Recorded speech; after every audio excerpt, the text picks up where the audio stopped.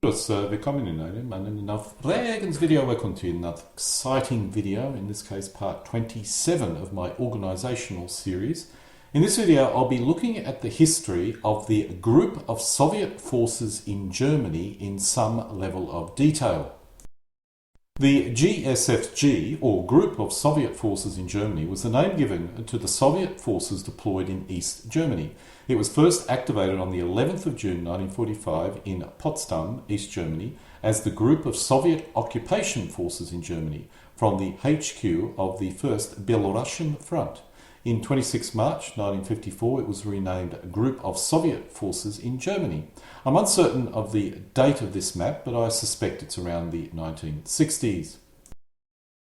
In 1960, the organisation consisted of 6 armies, which totalled 22 divisions, and the following breakdown is as follows: 1st Guards Tank Army, 2nd Guards Tank Army, 3rd Combined Arms Army, 8th Guards Combined Army, 18th Guards Combined Arms Army, and 20th Guards Combined Arms Army. There was also the 24th Air Army, the 6th Artillery Division, and the 34th Artillery Division present. In June 1960, the 6th Artillery Division was transferred to the Soviet Union and was disbanded. In June 1964, the 18th Guards Combined Arms Army headquarters was transferred to Alma-Ata in Alma-Ata Oblast. However, the divisions remained in East Germany. In 1970, the organisation consisted of 5 armies consisting of 21 divisions, of which 1 was artillery. The breakdown was as follows: 1st Guards Tank Army, 2nd Guards Tank Army, 3rd Combined Arms Army, 8th Guards Combined Arms Army, 20th Guards Combined Arms Army. We also had the 16th Air Army and the remaining Artillery Division, the 34th. In 1980, the organisation still consisted of 5 armies, but only 20 divisions now, of which only 1 was artillery. The breakdown here was as follows: 1st Guards Tank Army, 2nd Guards Tank Army, 3rd Combined Arms Army, 8th Guards Combined Arms Army, 20th Guards Combined Arms Army, of course the 16th Air Army and the 34th Artillery Division. So at army level, no changes, but there was 1 less division.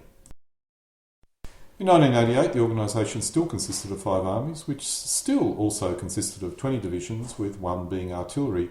At the army level, there were no major changes, although the divisions were being readjusted within the armies on a regular basis. On the 1st of June 1989, the Group of Soviet Forces in Germany was renamed Western Group of Forces. On the 31st of August 1994, it was disbanded after Soviet troops had withdrawn from East Germany. Let's now do a more detailed drill down into the 1st Guards Tank Army. Let's look at the equipment which was contained in the 1st Guards Tank Army's subordinate divisions. We can see that in 1974, most of the divisions were equipped with T-64 main battle tanks, with the exception of 1 tank regiment in the 6th Guards and 11th Guards Tank Division each. In 1979, all divisions contained T-62 or T-64 main battle tanks. The 122mm and 152mm self-propelled howitzers were being rolled out into the divisions as well, as you can see here. The 1st Guards Tank Army lost the 6th and 7th Guards Tank Division, but did gain the 20th Guards Motor Rifle Division. In 1985, all divisions were beginning to receive the T-80 main battle tank, although the tank divisions were getting priority in this case. All divisions were equipped with the BMP 1 and 2, with the tank divisions beginning to receive BTR-70 armoured personnel carriers. While most of the artillery was self-propelled, the 20th Guards Motorised Division and the 11th Guards Tank Division did contain some towed 122mm howitzers. Let's now drill down into the individual divisions. There's a lot of information here which I'm not going to go into any detail, otherwise we'll be here for about 3 or 4 hours, so don't worry. What we see here is the 9th Tank Division was now fully equipped with T-80 main battle tanks. The artillery was fully self-propelled. The infantry were equipped with ICVs, a mixture of BMP 1s and 2s, but did possess a number of BTR-70s in some of the regiments. Once again, what we see here, looking at the 11th Guards Tank Division in 1990, is that the T-80 is the main battle tank. The artillery was also fully self-propelled. The infantry were also equipped with ICVs, a mixture of BMP 1s and 2s, but did possess a number of BTR-70s in 3 of the 4 regiments. The final division in the 1st Guards Tank Army in 1990 was the 20th Guards Motor Rifle Division. This did not possess any tank regiments, which is rather interesting. The tanks used in the motor rifle regiments were T80s. That in 2 regiments, the infantry were mainly mounted in BMP, but the other 2 were mainly equipped with BTR 60s. Let's now move on to the Second Army, the 2nd Guards Tank Army. Moving to the 2nd Guards Tank Army in 1974, we can see most divisions were equipped with T62s, although some divisions still contained some T55/54s, such as the 60th Motor Rifle Regiment in the 16th Guards Tank Division, and another Motor Rifle Regiment in the 21st Motor Rifle Division. When we moved to 1979, all divisions were equipped with the T62 or T64 main battle tank. The 122mm self-propelled howitzers and the 152mm self-propelled howitzers were being rolled out to all the divisions in this army, although some divisions still did retain towed howitzers. The primary anti-aircraft weapon was the SA-6 and SA-8, presumably replacing any anti-aircraft guns that were previously present. When we moved to 1985, and rather interestingly, all divisions still retained the T-64 or T-62 main battle tank. The tank division was receiving BTR-70s, while the motor rifle divisions were still equipped with BTR-60s. Towed artillery was still present in all the divisions. For 1990, the information I have goes down to regimental level, and I have no intention of drilling down to all the details, because that would almost certainly cause anyone watching this video to fall asleep. So let's look at the highlights. The first point is the 16th Guards Tank Division, which is what we're showing here, consists of only 2 tank and 2 motor rifle regiments. This division is fully equipped with T-80 main battle tanks, and apart from a few BTR 60s or 70s, the regiments look like they mainly contain BMP battalions, which does seem a little bit unusual. Moving across to the 21st Motor Rifle Division, this consists of only 4 motor rifle regiments. There are no tank regiments. They are all equipped with T-80 main battle tanks, with some consisting of only BMP battalions and others with traditional BTR battalions, which again I find rather odd, as I expected most of the motor rifle regiments to be using BTRs. Moving along to the 95th Guards Motor Rifle Division, this has a very standard structure with 3 motor rifle regiments and 1 tank regiment. In this case, the division is equipped with T-64 main battle tanks and does still use towed 122mm howitzers rather than self-propelled howitzers. I do not see any BTRs, which again I find rather odd in this case. I suspect the inventories that I've managed to get from my German site is not complete.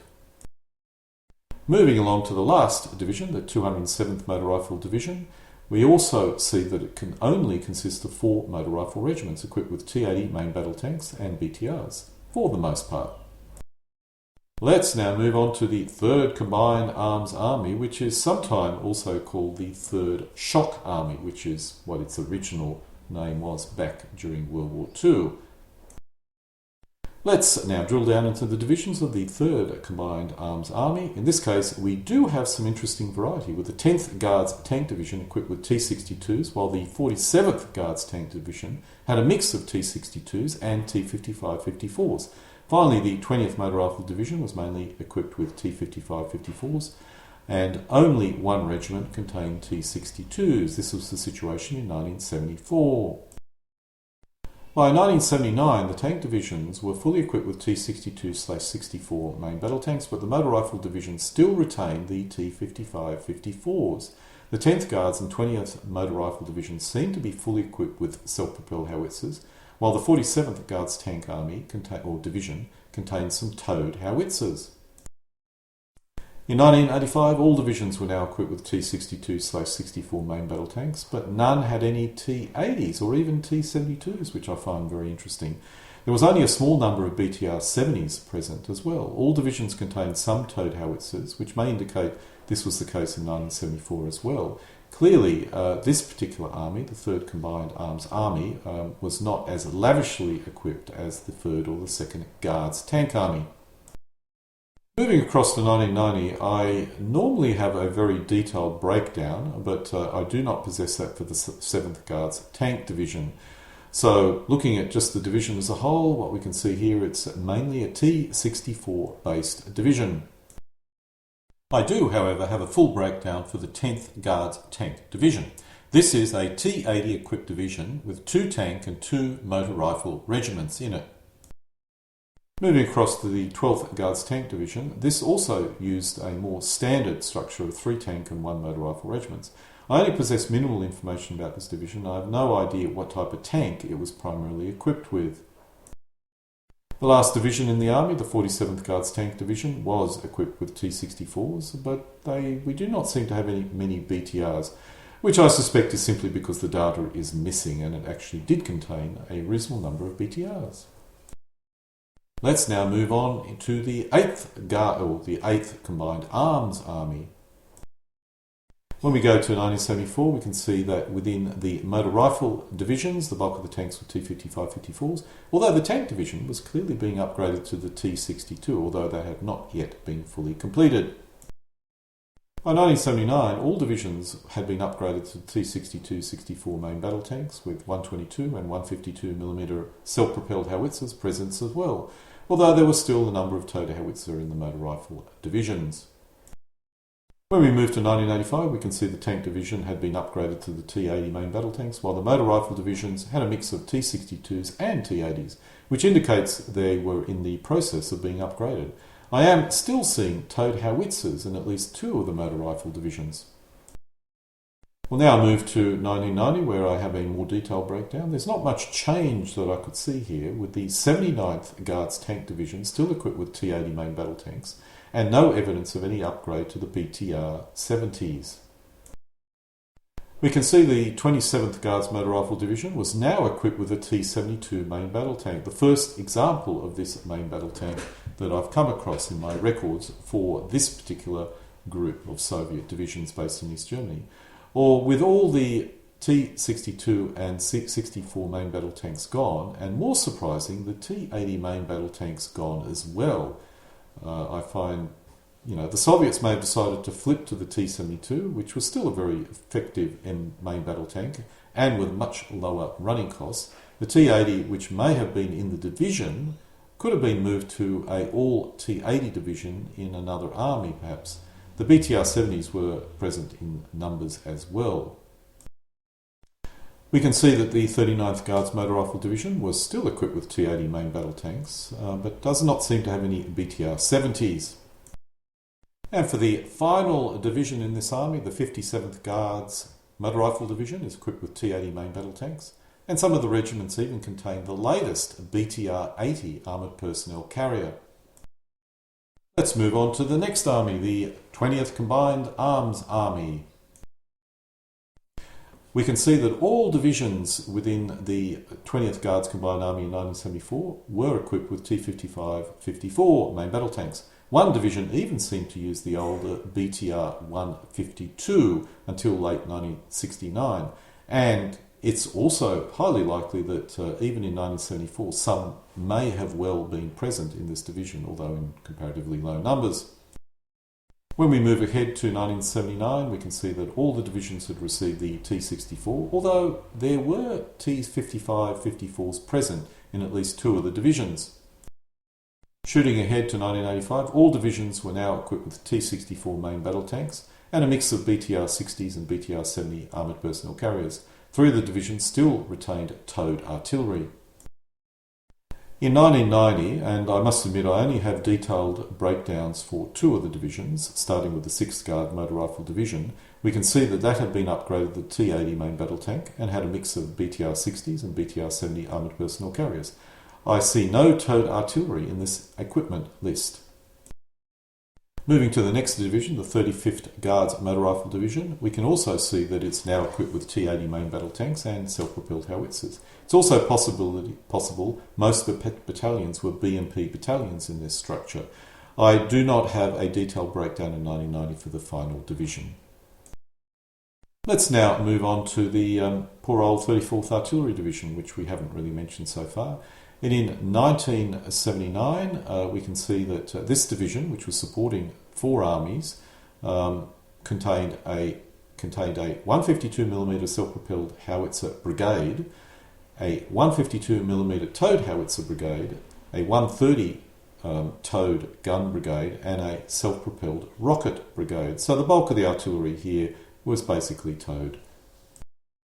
By 1990, most of the artillery was now self-propelled, and an anti-tank brigade was added armed with 100mm anti-tank guns and ATGWs.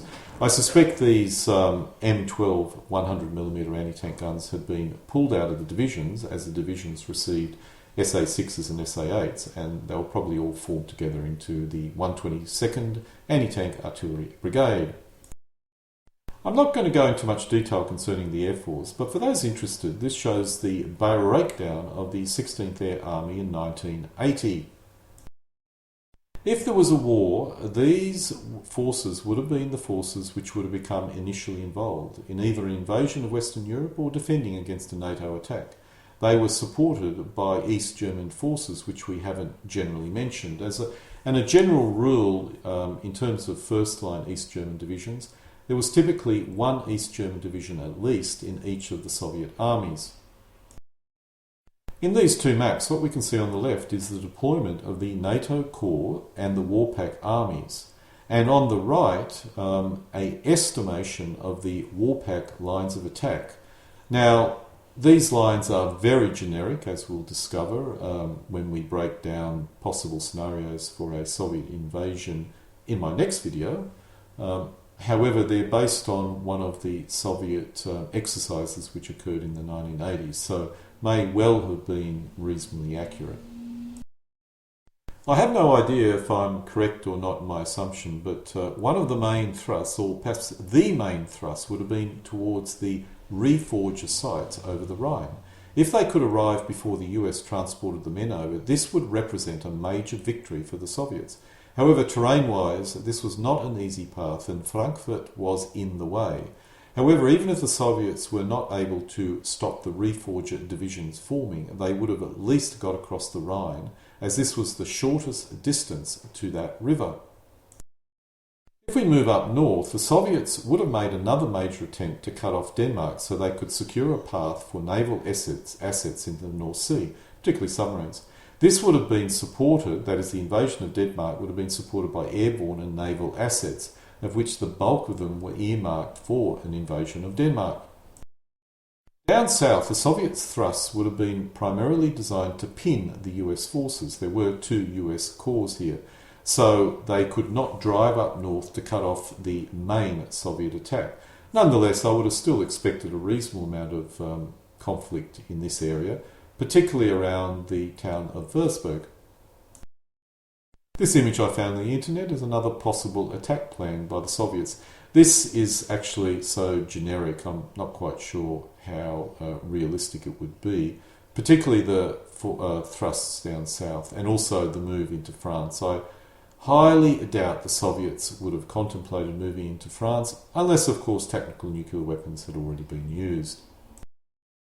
I have to admit this video is a bit of an experiment and is based on research I'm conducting for the creation of figure gaming scenarios in the period. Thus, its sheer data dump may not be much interest to most people. Depending on its reception, I may convert my research into other videos covering the other Soviet groups and even military districts.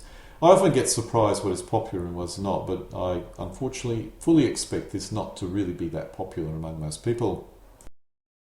And so we come to an end of another of my videos, in this case part 27 of my organisational video series, in this case looking at the history of the group of Soviet forces in Germany. I fully intend to do another video which will cover possible scenarios of a potential WARPAC and NATO conflict, particularly centred in Germany. Alle guten Dinge kommen zu einem Ende.